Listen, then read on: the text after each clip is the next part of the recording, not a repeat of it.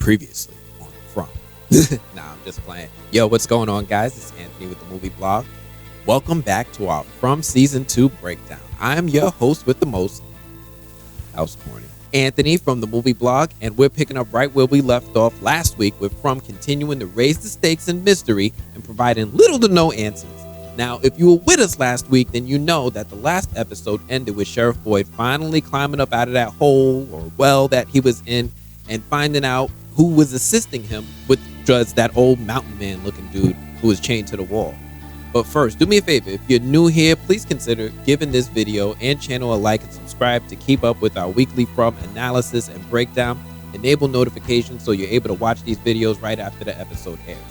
Anyway, as I said, episode 2 picks up right where episode 1 left off, and Boyd is out of the hole that he was trapped in and pointing his gun at some creepy old man chained to the wall in the cave.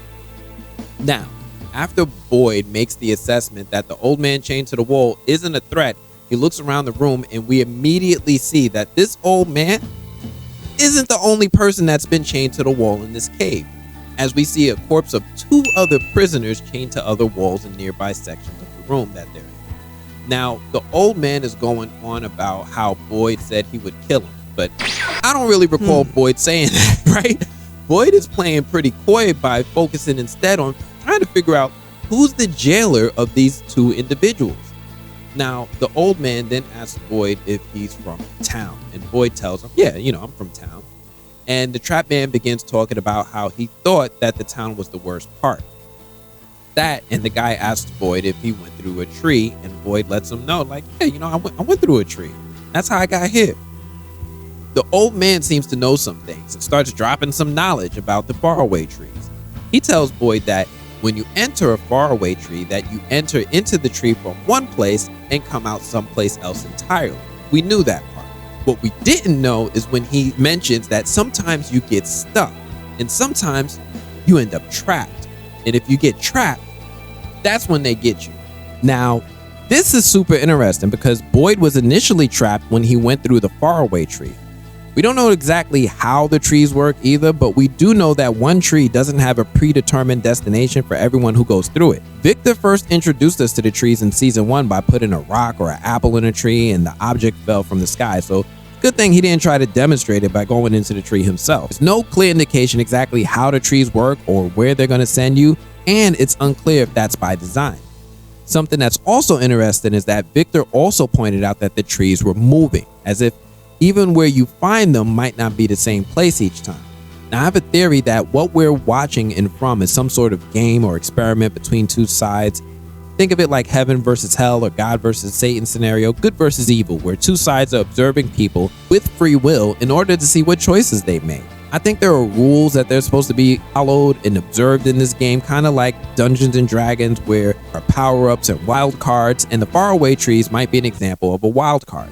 They can send you someplace good or they can send you someplace bad, but there's no real way to tell where and how they're going to work. I'm going to discuss more of that later, but for now, let's get back to this episode.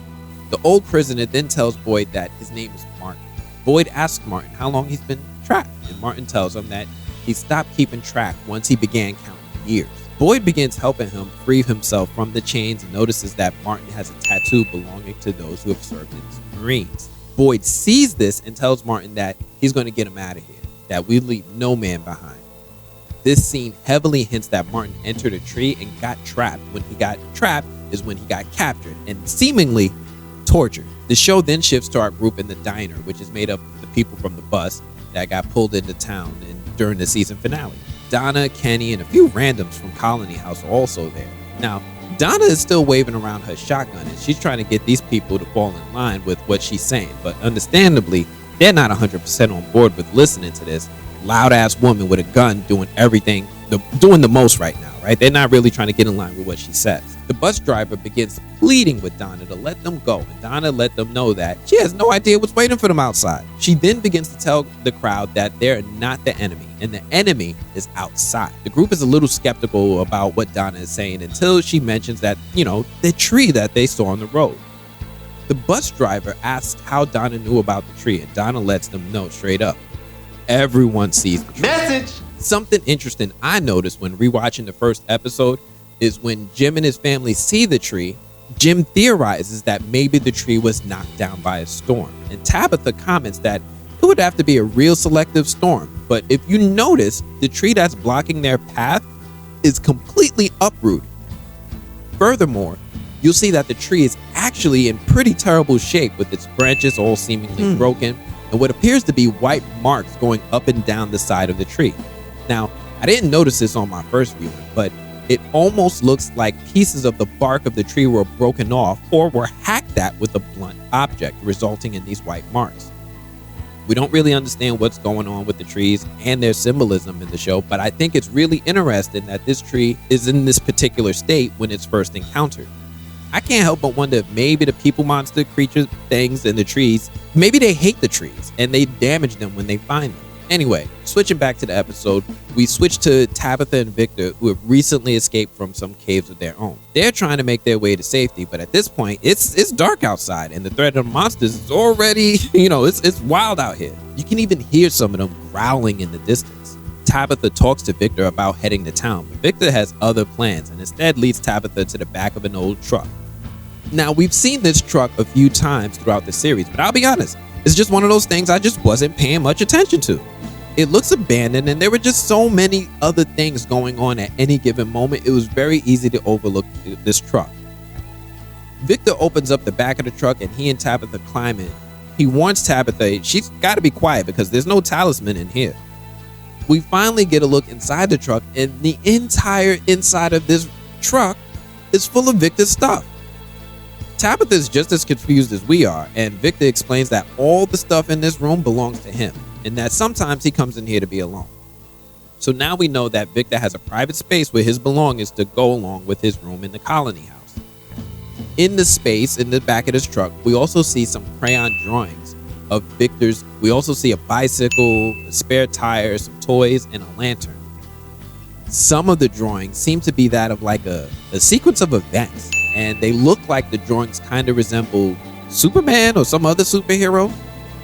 But each drawing seemingly zooms in on the hero, but we don't get an explanation. We know that Victor draws often, so there's no telling when he actually drew these particular pictures. There's also no telling why or how often Victor uses this room, but presumably it's a place for him to get away from the larger groups and maintain some level of privacy. I don't know how much you remember about the colony house, but that group wasn't too big on privacy or boundaries, with most of the people living there living in a communal lifestyle where personal belongings are shared with others, including spouses. An interesting blink and you miss it fact is that Victor also has a lamp in this room, and if you look closely enough at the lamp, you'll notice that Victor has spliced some wires together from a car battery to power his lamp, similar to how Jade and Jim use the lamps to power their radio to call for help. We then switch to Christy, who is still reuniting with her fiance Marielle. Christy tries to let Marielle know that things aren't what they seem, but Marielle isn't really trying to hear all that, right? Marielle is having a moment, right? She just reunited with her and she needs some time. She tells Christy that she needs to leave. Christy warns her that you can't leave the diner. Christy then begins to let Marielle know that today is going to be the worst day of her life. We then switch to Jim and the bartender Tom, who's trapped under the rubble. Jim and Tom are pretty nervous about hiding for the night, and it's at that moment we get reminded that, there's somebody else trapped in the house with them. Yep, one of the passengers from the bus that came to help Jim dig for Tabitha is also trapped under the rubble with him. And when he wakes up, he goes full on panic mode. He tells Jim and Tom that his name is Brick, and they try to let him know that he needs to calm down and chill, otherwise today is going to be the worst day of his life. Brick goes into full-on panic attack and starts doing the most, and my anxiety and blood pressure levels decide to match his energy and do the most too, with Brick making so much noise when we all know that's the last thing that these guys need to be doing right now. Jim and Tom plead with Brick to stop making noise and not move, and he starts to calm down a little bit. They tell him that he needs to be as quiet as possible, but Brick asks why, and yeah. Now we switch back to Boyd and Martin, with Boyd trying to find things in the room to help him free Martin from his chains. Martin isn't even sure that he'd make it to town, but Boyd is committed and promises to carry him if he needs to.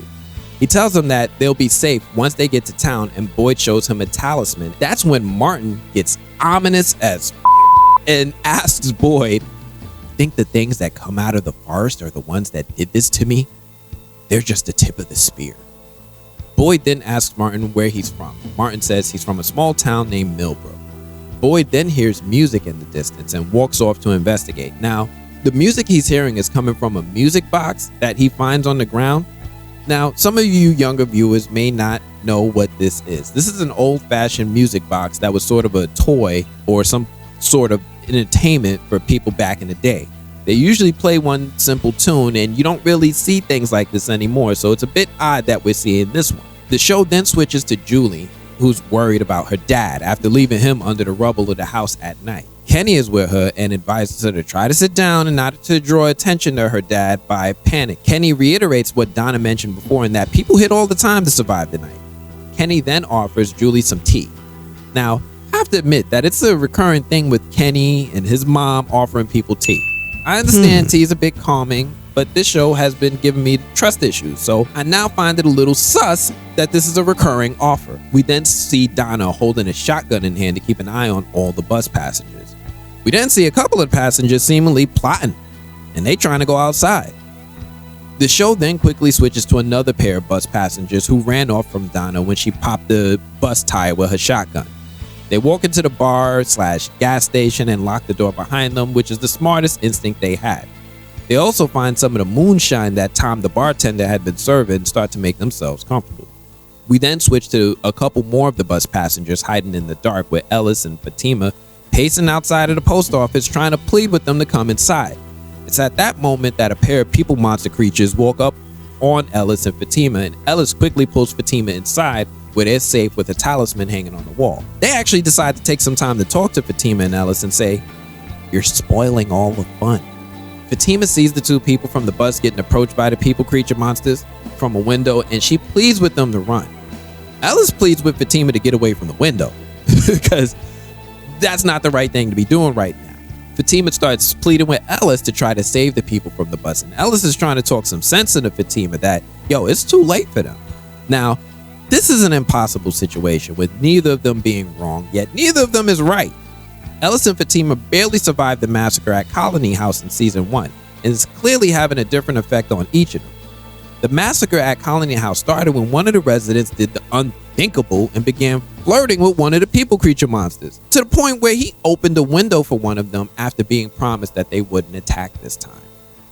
That was a lie. We could then hear the screams of the people outside getting attacked by the people monsters, and Fatima then begins screaming at the creature monsters in frustration. They actually taunt her a little bit to come outside. It almost seems like she's considering it until she just breaks down crying.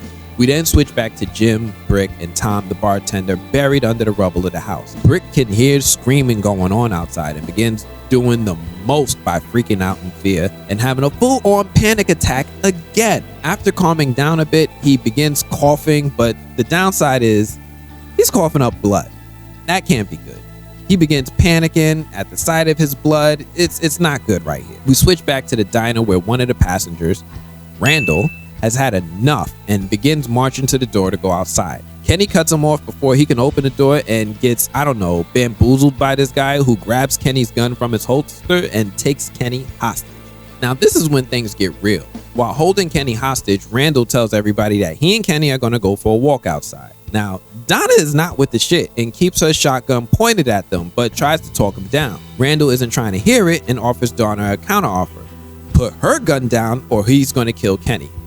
Now, if you've seen season 1, then you already know that Donna isn't the kind of woman who's with the shits. She tells Randall point blank, then you're gonna have to shoot him, and I'm gonna have to shoot you right in the f***ing head because she ain't about to let him open the door. Now, like any rational human being, he is shocked that Donna is willing to let Kenny die, and Kenny uses the moment to give Randall a quick little elbow to the back of the head and take the gun.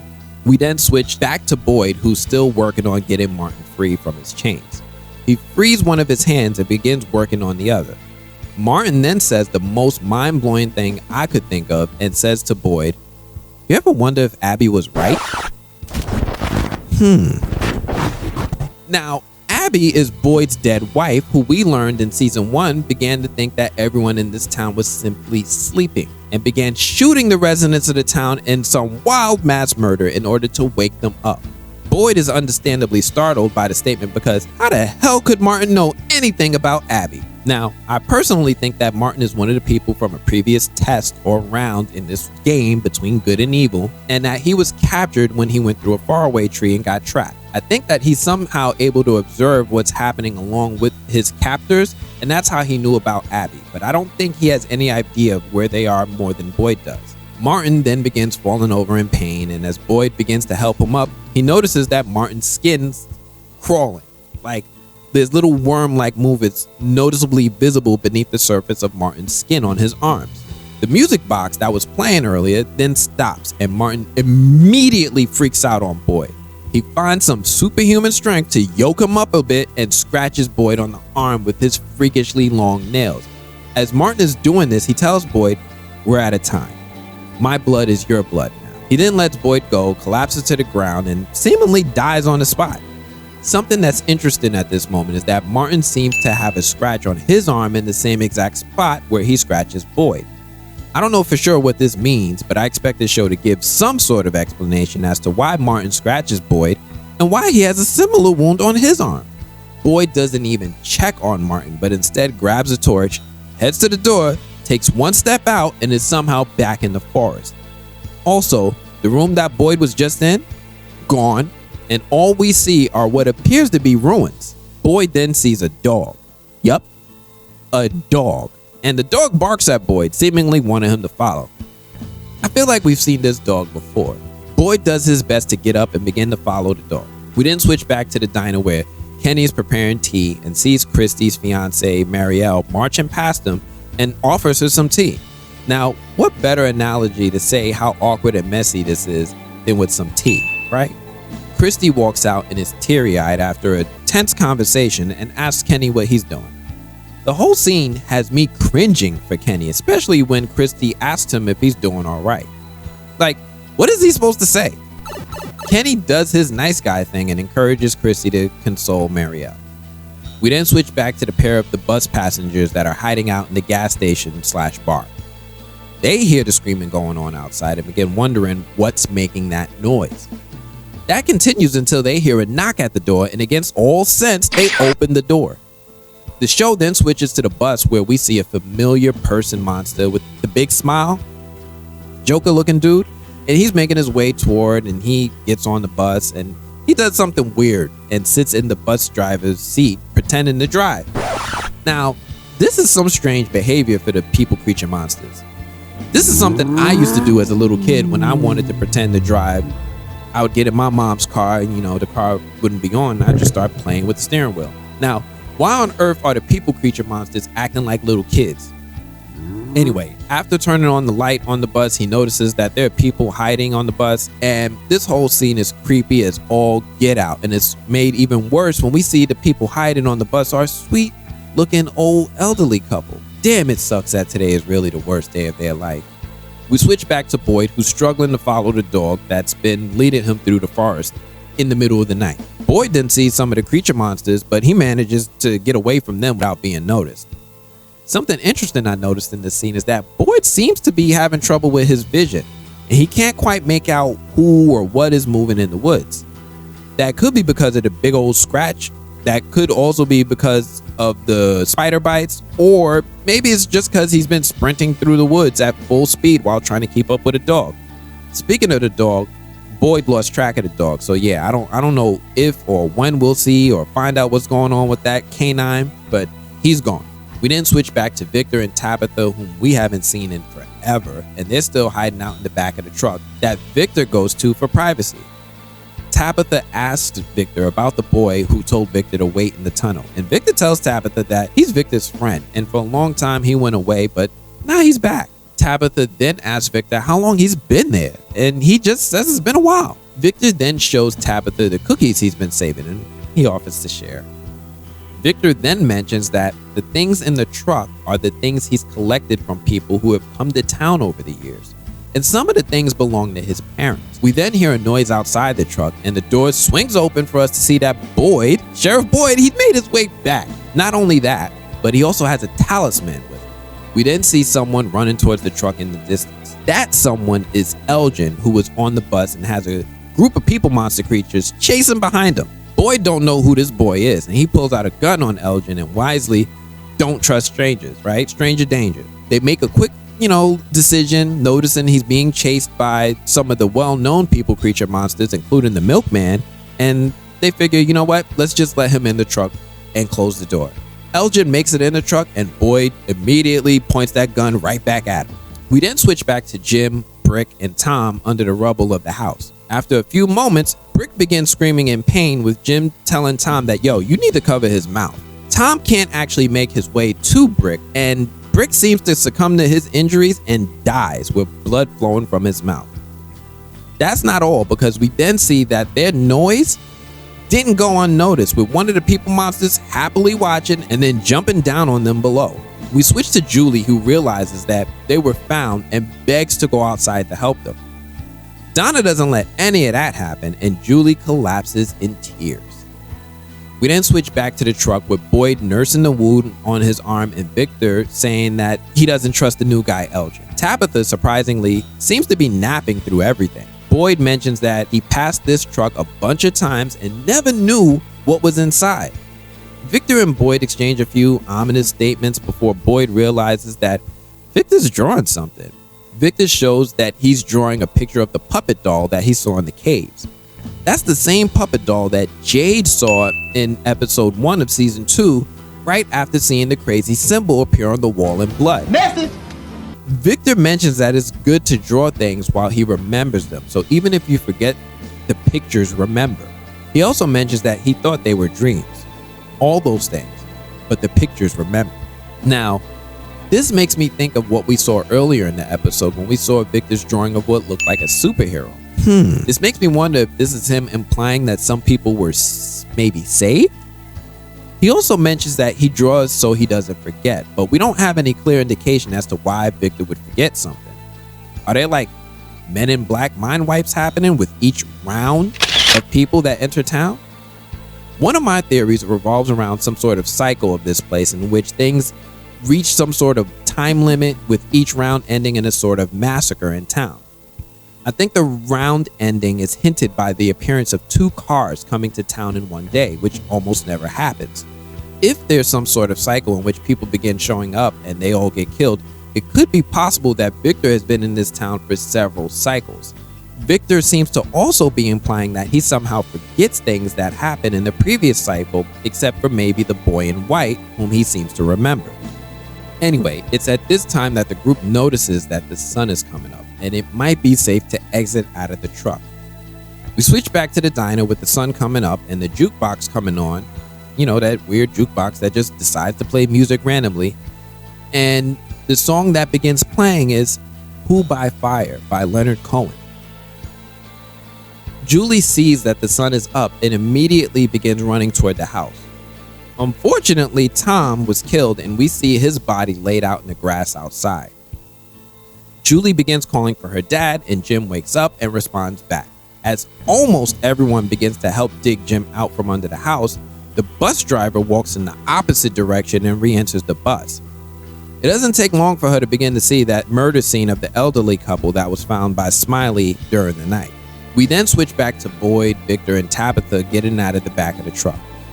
Elgin explains to Boyd that his bus had about 25 people on it and the house next to the diner collapsed. Tabitha realizes that's her house and she starts sprinting towards town.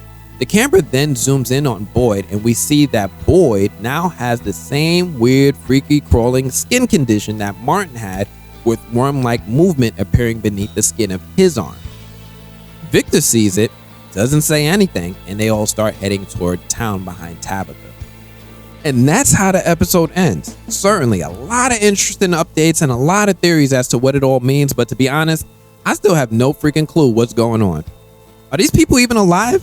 Yo, after watching a show like Lost, which has the same producers as this show, I wouldn't be surprised if these characters are all deceased, and instead what we're watching is some sort of purgatory.